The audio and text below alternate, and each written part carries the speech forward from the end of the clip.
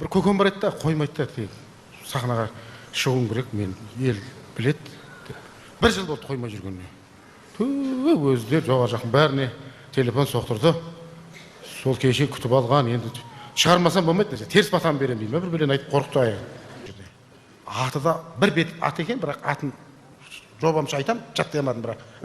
Әбілмәжін көкеміз, Әбілмәжін, ғибататы ғажайыби қақайық.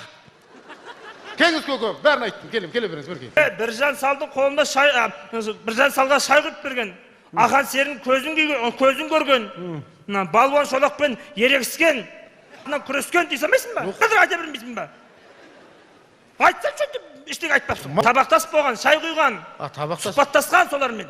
Су құйып мен немде есіктің алдында патсам бала дейсің мен? Көз бақырып, не айтатын білмейтін бәлем ғымна. Мына кім директор сайлап жүріп, басымнан ош жөрі ме қаншы мен? Мақым.